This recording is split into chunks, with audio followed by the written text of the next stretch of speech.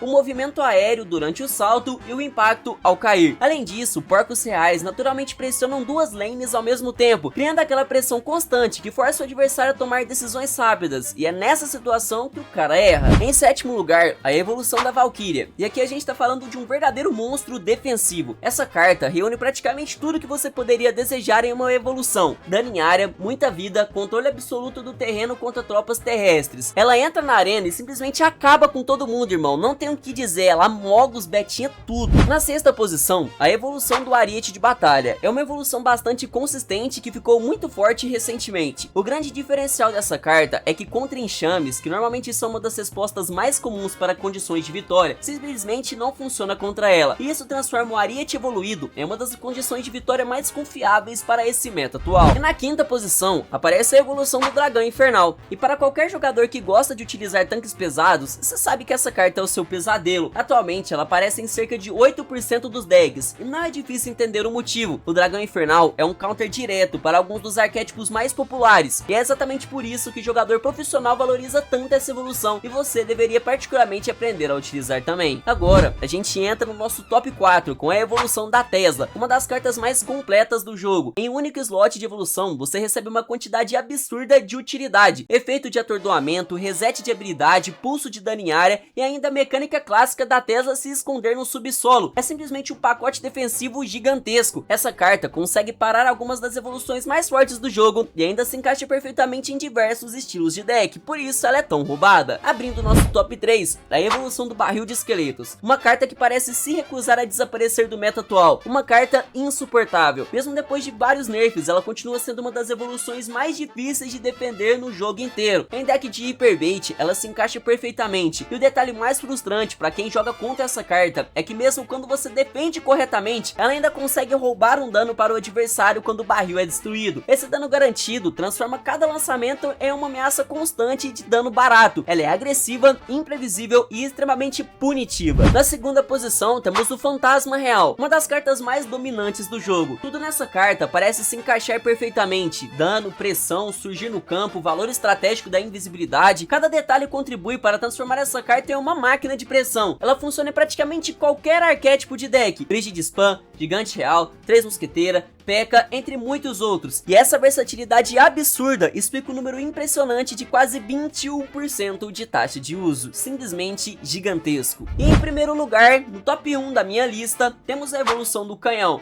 Mesmo depois de uma cacetada de nerfs ao longo do tempo, essa carta simplesmente se recusa a desaparecer. O motivo é simples: ela reúne 3 qualidades que definem cartas realmente dominantes no Clash Royale: barata, extremamente flexível e se encaixa praticamente em qualquer condição de vitória. Não importa se você joga com ciclo rápido, controle, bait, estratégia pesada, o Canhão evoluído sempre vai encontrar espaço no seu deck, por isso a melhor evolução do jogo para essa temporada. Se você curtiu, deixa o like, inscreva-se no canal, um abraço e até o próximo vídeo.